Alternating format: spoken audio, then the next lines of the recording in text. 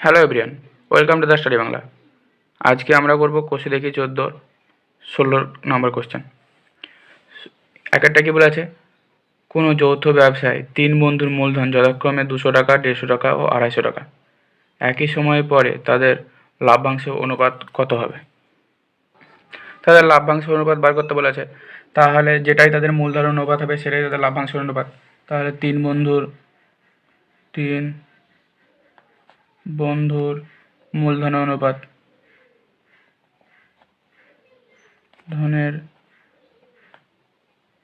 মূলধন অনুপাত কত ছিল না, তো 200, 150 আর ছিল 250, তাহলে হবে 4:3:5 হবে অ্যান্সার।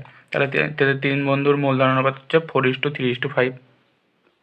2 নম্বর কোশ্চেন কী আছে, শুভেন্দু ও নৌসাদ যথাক্রমে 1,500 টাকা এবং 1,000 টাকা দিয়ে একটি ব্যবসা শুরু করে। 1 বছর পরে ব্যবসায় 75 টাকা ক্ষতি হলে শুভেন্দুর ক্ষতি কত হয়? তাহলে দুয়েরটা প্রথমে কী করবো না, তো শুভেন্দু ও নৌসাদের মূলধন অনুপাত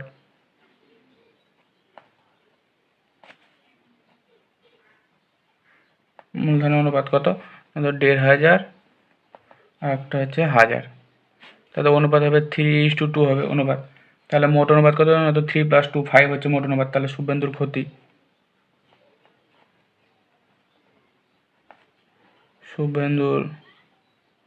ক্ষতি কত হবে, তো 3/টোটাল হচ্ছে 5 ইন্টু 75, তাহলে 15 সমান হচ্ছে 45।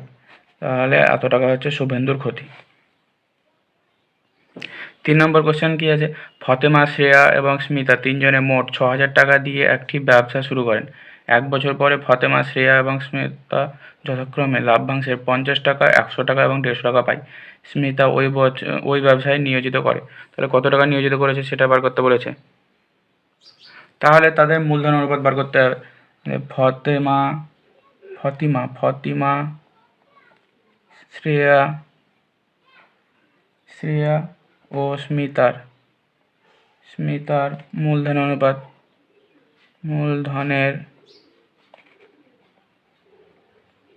কত, তো 50:100:150, তাহলে এটা হবে 1:2:3। তাহলে মোট অনুপাত কত, মোট অনুপাত সমান হচ্ছে 1 + 2 + 3 সমান হচ্ছে 6 হচ্ছে মোট অনুপাত। তাহলে স্মিতার নিয়োজিত টাকা কত হবে, স্মিতার নিয়োজিত টাকা কত না, তো স্মিতা হচ্ছে 3, তাহলে 3/6 ইন্টু 6,000 সমান হচ্ছে 3,000 টাকা। তাহলে 3,000 টাকা হচ্ছে অ্যান্সার। তাহলে সিটটা অ্যান্সার হবে। 4 কোশ্চেনটা কী আছে, অমল এবং বিমল একটি ব্যবসা শুরু করে। অমল 500 টাকা 9 মাসের জন্য এবং বিমল কিছু টাকা 6 মাসের জন্য ব্যবসায় নিয়োজিত করে। ব্যবসায় মোট লাভ হয় 69 টাকা এবং বিমল লাভের 46 টাকা পায়। ব্যবসায় বিমলের মূলধন। তাহলে অমলের মূলধন কত হবে, অমলের মূলধন কত না, তো অমল কত টাকা করেছিল, 500 টাকা করে দিচ্ছিল, নিয়োজিত করেছিল কত মাসের জন্য না, তো 9 মাসের জন্য। তাহলে হচ্ছে 4,500 টাকা। আর বিমলের মূলধন হচ্ছে 6 মাসের জন্য করেছিল, তো কত টাকা করেছিল না, তো x টাকা বলা নেই, তাই সেটা আমরা x ধরে নিচ্ছি। তাহলে 6x টাকা করেছিল। তাহলে শর্তে কী হবে, 6x সমান হচ্ছে 2 × 4,500। এটা কেন হলো, কারণ মোট লাভ হয়েছিল 69 টাকা, মোট লাভ হয়েছিল, তাতে বিমল কত পেয়েছে, বিমল পেয়েছে 46 টাকা। এটা যদি বিয়োগ করা হয় তাহলে কত হবে, 69 - 46 সমান 23। তাহলে 23 অমল পেয়েছে, বিমল পেয়েছে 46, তাহলে দ্বিগুণ পেয়েছে, তার জন্য এটা দ্বিগুণ করে দিলাম। অমল যেটা পেয়েছে 4,500 টাকা দ্বিগুণ করে দিলাম বিমলের সাথে। তাহলে এটা সমান কত হয়ে যাবে, x সমান হবে 2 × 4,500/6, তাহলে 3 1500, তাহলে x সমান হচ্ছে 1500 টাকা। তার মানে বিমলের টাকা হচ্ছে 1500, এটা হচ্ছে অ্যান্সার। তাহলে এরটা হবে অ্যান্সার 1500 টাকা। 5-এর কোশ্চেনটা কী আছে, পল্লবী 500 টাকা 9 মাসের জন্য এবং রাজিয়া 600 টাকা 5 মাসের জন্য একটি ব্যবসায় নিয়োজিত করে লাভ্যাংশ তাদের মধ্যে বণ্টিত হবে যে অনুপাতে, তা হলো।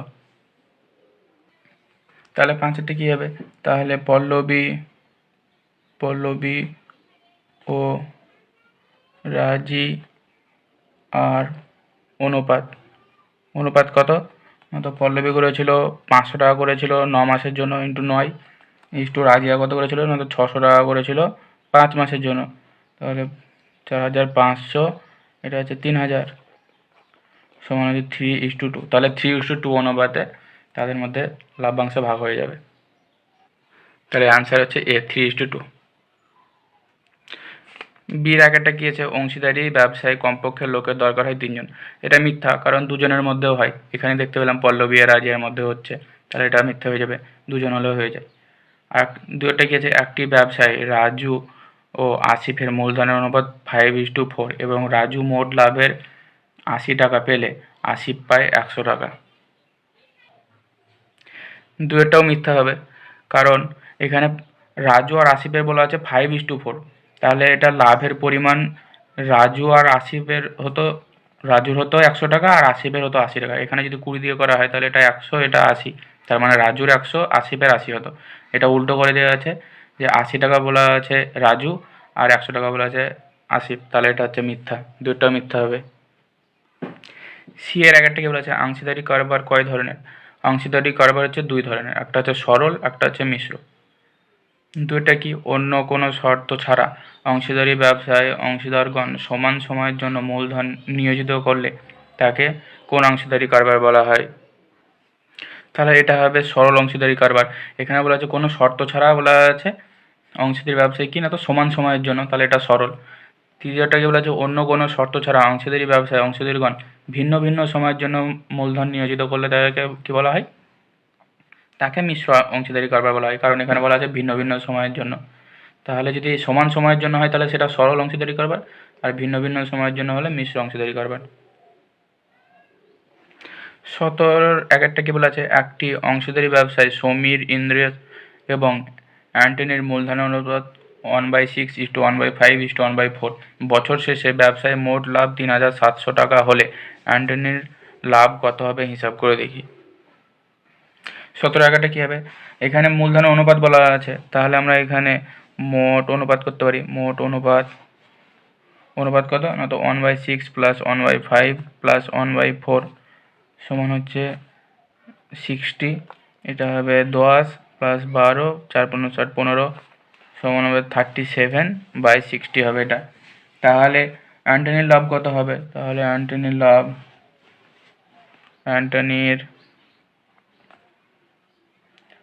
কত হবে, তো অ্যান্টনির লাভ হচ্ছে এখানে, এটা হচ্ছে অ্যান্টনি, তাহলে 1/4 বাই হচ্ছে 37/60 কততে না, তো টোটাল লাভ হচ্ছে 3700 টাকা, সমান এটা করতে পারি 1/4 ইন্টু 60/37 ইন্টু 3700, তাহলে এটা হবে 100 হয়ে যাবে, এটা হবে 4 15 60, সমান অ্যান্সার হবে 1500 টাকা। তাহলে অ্যান্টনির লাভ হচ্ছে 1500 টাকা। দুয়ের কোশ্চেনটা কি আছে, একটি অংশীদারি ব্যবসায় পৃথা ও রাবিয়ার মূলধন অনুপাত 2:3 এবং রাবিয়া ও জাসমিনের মূলধন অনুপাত 4:5 হলে পৃথা, রাবিয়া ও জাসমিনের মূলধনের অনুপাত কত হবে হিসাব করি। তাহলে দুয়েরটাতে কী করতে হবে, দুয়েরটাতে শুধু অনুপাতটাকে একে করে দিতে হবে। তাহলে এখানে পৃথা ইস্টু রাবিয়া করে দিচ্ছি, রাবিয়া মানে পৃথা ও রাবিয়ার মূলধনের অনুপাত হচ্ছে এখানে আছে 2:3, আর রাবিয়া ইস্টু জাসমিন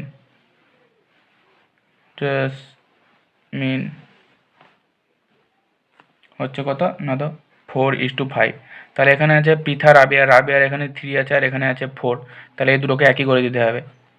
এটাকে করতে হবে, কী করতে হবে না, তো গুণ করে করতে হবে। তাহলে এটাকে যদি আমরা 4 দিয়ে করি তাহলে 3 4 12, এটাকে 3 দিয়ে করলে 3 4 12, তাহলে এটা হবে 8:12। এটা 3 দিয়ে যদি করা হয় তাহলে এটা হবে 12:15। তাহলে অতএব পৃথা, রাবেয়া ও জেসমিনের মূলধনের অনুপাত কত? 8:12:15। এটা হচ্ছে অ্যান্সার। 3 কোশ্চেনটা কি আছে? দুজনের একটি অংশীদারি ব্যবসায় মোট লাভ হয় 1,500 টাকা।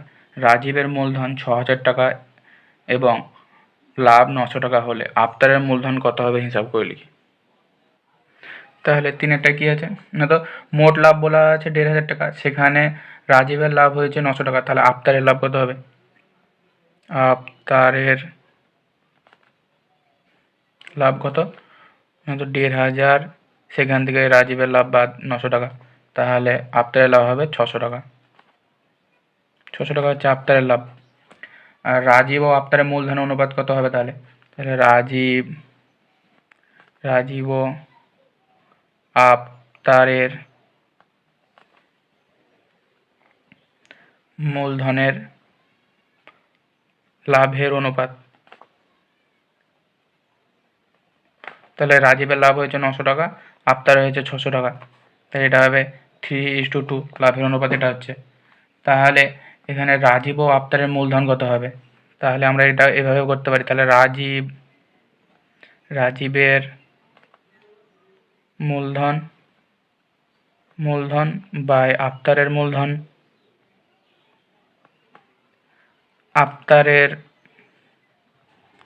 মূলধন সমান এটা করতে পারি 3/2, এটা আমরা করে দিতে পারি। তাহলে রাজীবের মূলধন এখানে আমরা জানি 6,000, আফতারের মূলধন আমরা এক্স ধরে নিচ্ছি, এক্স সমান 3/2, এটা হবে 2,000, তাহলে এক্স সমান হচ্ছে 4,000 টাকা, তাহলে আফতারের মূলধন হচ্ছে 4,000, এটা হচ্ছে অ্যান্সার। 4 কোশ্চেনটা কি আছে? একটি অংশীদারি ব্যবসায় 3 জনের মূলধনের অনুপাত 3:8:5 এবং প্রথম ব্যক্তির লাভ দ্বিতীয় ব্যক্তির লাভের থেকে 60 টাকা কম হলে ব্যবসায় মোট কত লাভ হয়েছে হিসাব করি। তাহলে 4-এরটা কি বলেছে না, তো মোট লাভ কত সেটা বার করতে বলেছে। তাহলে আমরা এটা ধরে নিচ্ছি, মোট লাভ সমান x টাকা, এটা আমরা ধরে নিলাম। 3 জনের মূলধনের অনুপাত কত বলা আছে না, তো 3:8:5 বলা আছে মূলধনের অনুপাত। তাহলে মোট অনুপাত কত? মোট অনুপাত সমান হচ্ছে 3 + 8 + 5, তাহলে 5 আর 3 8, 8 16, তাহলে 16 হচ্ছে মোট অনুপাত হচ্ছে 16। তাহলে প্রথম ব্যক্তির লাভ্যাংশ কত? প্রথম ব্যক্তির লাভ্যাংশ সমান 3/16 ইন্টু কত না, তো মোট লাভ হচ্ছে x টাকা, তাহলে x, তো এটা হবে 3x/16 টাকা। তাহলে আর কি বলা আছে? তাহলে আর তৃতীয় ব্যক্তির লভ্যাংশ হচ্ছে 5/16 ইন্টু x সমান 5x/16 টাকা। তাহলে শর্তে কি হবে? এখানে আমরা প্রথম আর তৃতীয় বার করলাম, কারণ দ্বিতীয়র এখানে কোনো প্রয়োজন নেই। তাহলে এখানে শর্তে হচ্ছে 5x/16 মাইনাস 3x/16, তৃতীয় ব্যক্তির লাভ মাইনাস প্রথম ব্যক্তির লাভ সমান হচ্ছে 60 টাকা। এটা থেকে আমরা কি করতে পারি? এটা থেকে 16, এটা 5 - 3 2x সমান হচ্ছে 60, তাহলে এটা যে 30 দিয়ে কেটে যাবে, তাহলে x সমান কত হবে? x সমান কত হবে না, তো 30 মানে 348, 480, x সমান হচ্ছে 480 টাকা, তাহলে মোট লাভ হচ্ছে 480 টাকা। x আমরা মোট লাভ ধরেছিলাম, তাহলে এটা হচ্ছে আনসার। 5-এর কোশ্চেনটা কি আছে? জয়ন্ত, অজিত এবং কুণাল মোট 15,000 টাকা দিয়ে একটি অংশীদারি ব্যবসা শুরু করে। বছর শেষে জয়ন্ত, অজিত এবং কুণালের যথাক্রমে লাভ হয় 800 টাকা, 1,000 টাকা এবং 1,200 টাকা। জয়ন্ত কত টাকায় ব্যবসায় নিয়োজিত করে হিসাব করি। তাহলে 5-এরটা কি হবে না, জয়ন্ত, অজিত ও কুণালের অনুপাত, মূলধনের অনুপাত কত না, তো 800, 1,000 এবং হচ্ছে 1,200 সমান হচ্ছে কত না, তো 4:5:6 এটা। তাহলে মোট অনুপাত কত? মোট অনুপাত হচ্ছে 4 + 5 + 6, সমান হচ্ছে 12 হচ্ছে মোট অনুপাত। তাহলে জয়ন্তর মূলধন অনুপাত কত হবে? জয়ন্তর মূলধনের অনুপাত কত হবে? তো 4 বাই এটা কত, সরি এটা 12 না, এটা 15 হবে। 15 ইন্টু টোটাল হয়েছে 15,000 সমান এটা হচ্ছে 1000। তাহলে জয়ন্তের মূলধন অনুপাত হচ্ছে 4,000 টাকা। তাহলে এটা আমরা জয়ন্ত অজিত ও কুণালের লাভের অনুপাত থেকে বার করলাম। এটা সরি লাভের অনুপাত থেকে এটা আমরা 4:5:6 পেয়েছিলাম।